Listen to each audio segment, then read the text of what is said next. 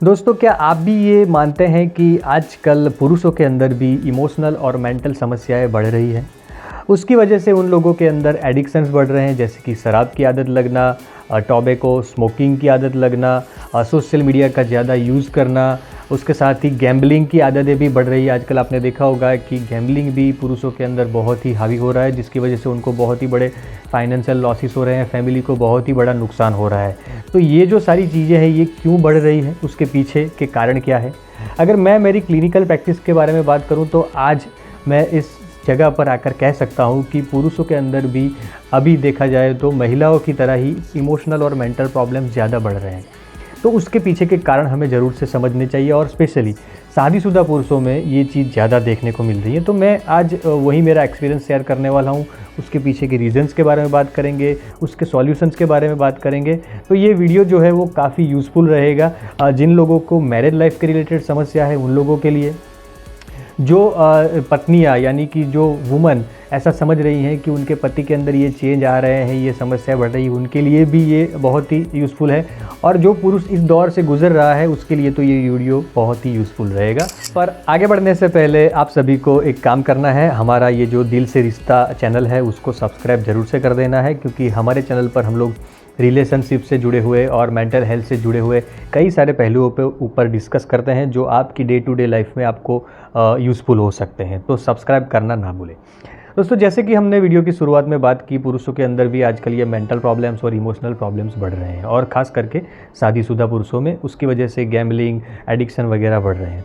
तो सबसे जो बड़ा स्ट्रॉन्ग रीज़न और कॉमन फैक्टर जो मैंने देखा है वो है उनके लाइफ पार्टनर के तरफ से उनको प्रॉपर रिस्पेक्ट ना मिलना। जी हाँ दोस्तों, ये टॉपिक थोड़ा सेंसिटिव है ऐसा, पर आप अगर न्यूट्रली इस टॉपिक को समझेंगे तो मुझे लगता है कि आप इस चीज़ से कन्विंस ज़रूर हो जाएंगे। तो दोस्तों, मेरा यहाँ पर ये कहना है कि ज़्यादातर पुरुषों में मैंने देखा जिनको ऐसी समस्या है, उनको उनके लाइफ पार्टनर, उनकी पत्नी की तरफ से प्रॉपर रिस्पेक्ट नहीं मिल रहा है, जो रिस्पेक्ट वो एक्सपेक्ट कर रहे हैं। यहाँ पर पत्नियाँ यानी वुमन ये भी डिपेंड कर सकती हैं कि पहले अपने आप को ऐसा बनाना चाहिए जिससे कोई आपको रिस्पेक्ट दे। देखिए, यहाँ पे आर्ग्यूमेंट्स बहुत हो सकते हैं, पर आर्ग्यूमेंट से कुछ सॉल्यूशन नहीं होने वाला है, कुछ उसके अंदर से कंक्लूजन नहीं निकलेगा। तो अगर आप इस चीज़ को ऐसे सॉल्यूशन देखना चाहते हैं तो ही आपको ये पॉइंट समझ में आएगा कि जिस पुरुष को प्रॉपर रिस्पेक्ट नहीं मिल रहा है अपनी पत्नी की ओर से, उसके अंदर ये सारी समस्याएं बढ़ना स्टार्ट हो जाती हैं। और उसके साथ एक चीज़ बहुत ही कॉमन देखने को मिल रही है कि पुरुषों को क्रिटिसिज्म का सामना भी बहुत ही करना पड़ रहा है, स्पेशली उनके लाइफ पार्टनर की ओर से, कि उनकी कुछ आदतों की वजह से, जैसे कि उनकी कुछ नुक्स निकालना, कुछ गलतियां उनको बार बार उनकी गिनवाना, उनकी कुछ जो कमजोरियां हैं उसके ऊपर बार बार पिन पॉइंट करना, ये जो सारी चीज़ें हैं वो काफ़ी बढ़ रही हैं। कुछ ना कुछ ऐसे फ्रस्ट्रेशंस हैं जिसकी वजह से जो उनका लाइफ पार्टनर यानी उनकी पत्नी है उनको क्रिटिसाइज़ ज़्यादा करती है, और क्रिटिसाइज़ होने की वजह से वो अपना कॉन्फिडेंस धीरे धीरे खो रहे हैं। तो पुरुष अगर अपना कॉन्फिडेंस खो देता है तो उसकी वजह से कई सारे ऐसे समस्याएं खड़ी हो सकती है जो ना ही सिर्फ उनके मेंटल हेल्थ के ऊपर, इमोशनल हेल्थ के ऊपर इफेक्ट करता है, पर उसके पूरे परिवार के ऊपर इफेक्ट करता है। तो यहाँ पर ये ध्यान देने जैसी चीज़ है कि ऐसे पुरुषों में ज़्यादातर मैंने देखा कि उनके लाइफ पार्टनर की ओर से उन्हें प्रॉपर रिस्पेक्ट नहीं मिल रहा है, और ज़्यादा क्रिटिसिज्म, तुम ये नहीं ठीक से कर पाते हो, तुमको तो इस चीज़ में कुछ पता नहीं चलता है, तुम कब सुधरोगे, तुम्हारी ये आदत तो बिल्कुल घटिया है, मैं किसी को मुंह दिखाने के लायक नहीं रही, मैंने तुमसे गलत शादी कर ली, मेरा ये बहुत ही गलत डिसीजन था। ऐसी जो कमेंट्स है वो पुरुष को काफ़ी हर्ट करती है, उसका कॉन्फिडेंस को तोड़ रही है, और उसकी वजह से ये समस्याएं बढ़ रही है। तो समस्या तो हम लोग समझ गए, आइए अब समझते हैं कि पुरुष को एक्चुअली चाहिए क्या। देखिए, सबसे जो बड़ी पुरुष की रिक्वायरमेंट है वो है अपने लाइफ पार्टनर की नज़र में इम्पोर्टेंस। जैसे एक महिला का सबसे ज़्यादा जो बड़ा रिक्वायरमेंट होता है वो है इमोशनल कनेक्शन, वैसे एक पुरुष का होता है अपनी लाइफ पार्टनर के नज़र में एक इम्पोर्टेंस चाहिए, उसको एप्रिसिएशन चाहिए अपने लाइफ पार्टनर की ओर से। भले दुनिया उसको कितना ही अप्रिशिएट कर ले, कितना ही उसकी तारीफ़ कर ले, पर जब तक उसका लाइफ पार्टनर उसकी एप्रिसिएशन नहीं करता है तब तक वो अपने आप को कंप्लीट मैन महसूस नहीं करता है। तो अगर लाइफ पार्टनर की ओर से उसे प्रॉपर एप्रिसिएशन नहीं मिल रहा है तो चांसेस है कि उसके अंदर ये सारी समस्याएं बढ़ेगी, और कहीं ना कहीं पूरा परिवार इससे अफेक्ट होगा।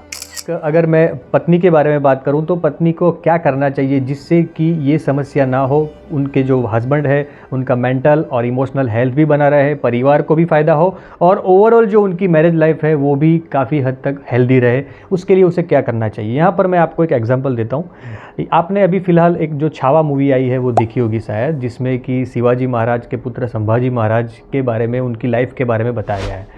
पर उसके साथ में आपने अगर देखा हो माइन्यूटली तो संभाजी महाराज के जो पत्नी थे उनका और उनके बीच का जो संवाद है, डायलॉग्स है, वो डायलॉग्स काफ़ी समझने जैसे डायलॉग्स हैं कि उनकी पत्नी जिस तरीके से उनके पति को यानी कि संभाजी महाराज को ट्रीट करती है, जिस तरीके से उनके साथ बात करती है और जो शब्दों का चयन वो करती है उनकी पत्नी उनके लिए, उससे संभाजी महाराज के अंदर जो चेंज आता है, जो उनका आत्मविश्वास बढ़ता है, जो जुस्सा बढ़ता है और उसकी वजह से वो दुनिया को हरा सकते हैं, उतनी ताकत उसके अंदर आ जाती है। तो ये जो वर्डिंग है वो काफ़ी मायने रखते हैं। आप वो अगर मूवी आपने देखी नहीं है तो एक बार ज़रूर से देखना और ध्यान लगाकर उनके दोनों के संवाद जो है वो सुनना। अद्भुत संवाद है, मुझे तो सही में वो काफ़ी इम्प्रेस कर गए, काफ़ी टच कर गए। तो अगर आपके शब्दों का चयन प्रॉपर रहेगा, आपके जो जेस्चर है, आपकी बॉडी लैंग्वेज है, उसके अंदर उनको लगेगा कि ये मुझे रिस्पेक्ट दे रही है। यहाँ पर थोड़े एग्जांपल से समझने की कोशिश करते हैं कि आखिर किस प्रकार के हमारे शब्द होने चाहिए। जैसे कि आई अप्रिशिएट यू, यानी अगर आपका पति कुछ भी छोटी मोटी अचीवमेंट करता है तो उसे अप्रिशिएट करना बिल्कुल ना भूले। और जो रिस्पेक्ट पब्लिकली दे रहे हैं वो रिस्पेक्ट आपको प्राइवेटली भी देना है। अगर आप पब्लिकली रिस्पेक्ट दे रहे हैं, बाहर लोगों को लगता है कि ये तो अपने हस्बैंड के साथ बहुत ही अच्छी तरीके से बात करती है, बहुत अच्छी तरीके से ट्रीट करती है, तो वहीं सेम रिस्पेक्ट आपको प्राइवेटली भी, आपके बेडरूम के अंदर भी आपको देना है, आपको घर के अंदर भी, आपके परिवार के सभ्यों के सामने भी आपको वही सेम रिस्पेक्ट देनी है। और ख़ास आपके जो बच्चे हैं उनके सामने तो बहुत ही ध्यान रखना है, नहीं तो फिर ओवर पीरियड ऑफ टाइम क्या होगा कि आपके पति की रिस्पेक्ट आपके बच्चे भी नहीं रखेंगे। तो शब्दों का चयन बहुत ही ज़रूरी है, जैसे कि I appreciate you, I respect you, I proud of you जैसे शब्द बहुत ही जादू करेंगे और मैं गारंटी देता हूँ कि आपकी मैरिज लाइफ को 100% बदल देंगे।